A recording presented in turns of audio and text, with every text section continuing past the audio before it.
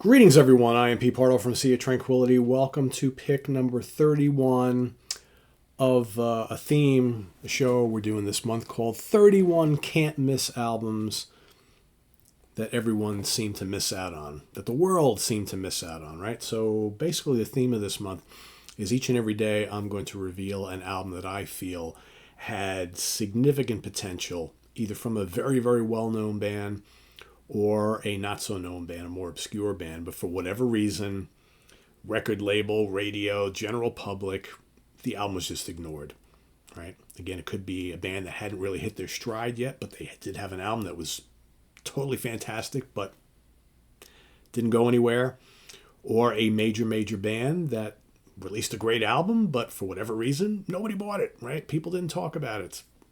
But it was an amazing album, right? So again, these are all going to be based on what I think, what my opinions are of these and, why I think that they should have gotten more success than they did. And I urge everybody to pick out yours down in the comments below, as well as feel free to comment on mine. So today for pick number 31, these are not ranked. This is not a ranking thing. These are in no order, right? These are just random selections throughout the month. This particular album is the second studio album by this Canadian band. It was released in May of 1979, produced at Phase One Studios in Toronto, Canada by Paul Gross for Polydor Records. I'm talking about Images at Twilight from Saga.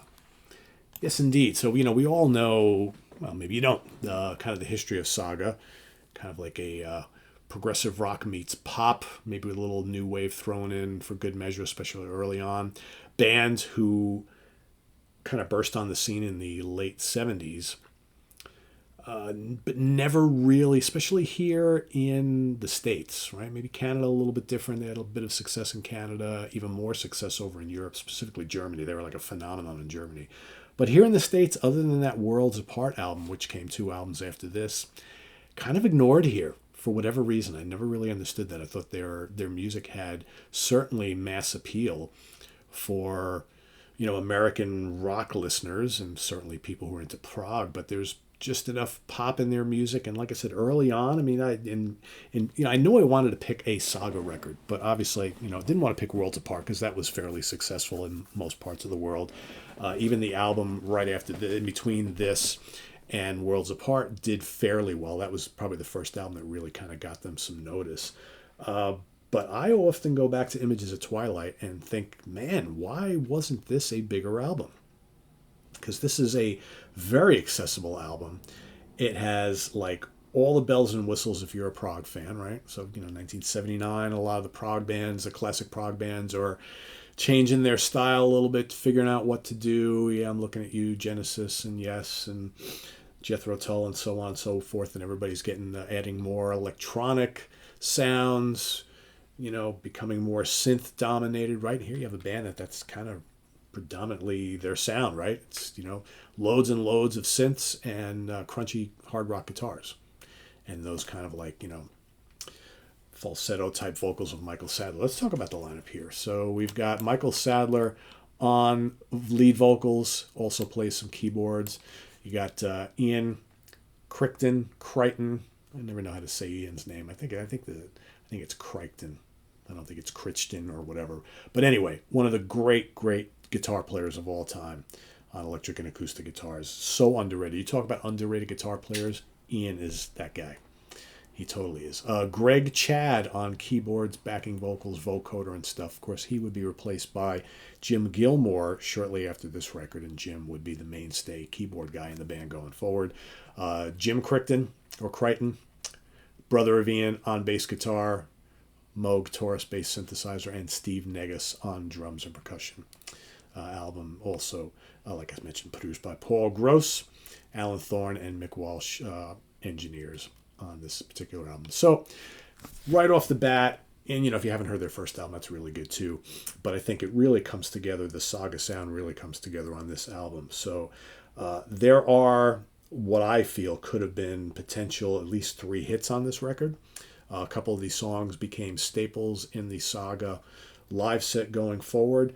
But it's really the kind of quirkiness of these arrangements of these songs and the masterful use of synthesizer programming, which was changing and morphing, and at the onset of the 80s, right? I mean, all sorts of bands looking to incorporate more keyboard and synthesizer technology to kind of flesh out their sound as we were all moving into a new decade and things were changing pretty quickly. And I think Saga were like way ahead of the curve. And not only are a good chunk of these songs really, really memorable, but they're, like I said, mentioned that quirky word. There's this playful quirkiness to a lot of these songs that is not all that different from a lot of things that some of the very popular new wave bands were doing at the time. So I think there are similarities here. And then, of course, you have a couple tracks that where, the riffs are a little more beefy, more hard rock kind of. And so I think that there was so much going on with this band and specifically on this album that could have been very appealing to a number of different type of music listeners. Whether you're someone into just kind of like more adventurous pop, or whether you like prog rock, or whether you like new wave, and if you're just a hard rock fan, right? So it starts off with It's Time, which is chapter 3. For those of you who don't know, they have throughout their career done these songs with the part of the whole chapter concept storyline. And they would continue that on throughout their career. Eventually, they put together, I believe it was a live album, if I remember correctly. It's been a while since I've listened to it, where they did an entire album playing all of the chapter songs in order. Because so you'll have chapter 3 is on side 1 of the original vinyl here. Chapter 1 is on side 2. Then you might get chapter 2, 3 albums down the road. Chapter 7, the next album, right? So they did this whole, it was all out of place. Pretty ingenious when you think about it. I don't know any other band who really went to that level of like, complexity as far as like creating this, masterful concept vision that would play out over an entire career. And this is early on in their career. They don't really know, kind of where they're going next. But with the thought process of, eventually someday we'll put all this stuff together. So, anyway. But It's Time is great. Really good, memorable song. Then you got See Them Smile, followed by Slow Motion. Okay, so all three, again, loads and loads of synths. Very kind of quirky, playful, very accessible, kind of pop meets prog type of thing. And then you had You're Not Alone, which to me is one of their great anthems and a great song. So memorable. It rocks. It's catchy. Should have been a hit. Should have been a hit. This band has hardly had any hits, right? But I think that this one should have been one of them. Over on side 2, you got Take It or Leave It, another really fun little song. Then you got Images, chapter 1, okay? The last 2 tracks, again, hit potential here. Hot to Cold, so memorable, so much fun. What a great chorus. Just adventurous enough, musically speaking. And then Mouse in a Maze. Mouse in a Maze is absolutely terrific. It's just got a great Michael Sadler vocal. Big guitars, big synths, and man, that chorus, just so good, so memorable, so majestic, right? Just such a really, really strong record. And again, didn't make a dent anywhere. Like I said, it wasn't until their 3rd album that things started to pick up for them, especially in Canada. And then by the 4th album, all of a sudden, the rest of North America and the rest of the world like, oh, this band is really good. But by their 5th record, man, it's like all of a sudden, bloop, under the radar again. So, I really could pick any number of Saga albums. But I feel this is the one where it all came into play. It's got a great cover. I mean, look at that artwork, just spectacular.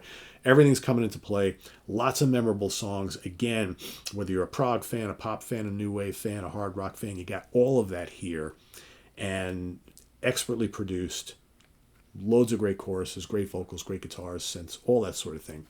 I really like this a lot, and I think this is an undiscovered gem that should have been bigger, that the world just kind of like fell asleep on, right? Or maybe just, hadn't opened up their eyes to the music of this band yet. But it's really, really good. So check it out. Saga, Images at Twilight is my pick for today.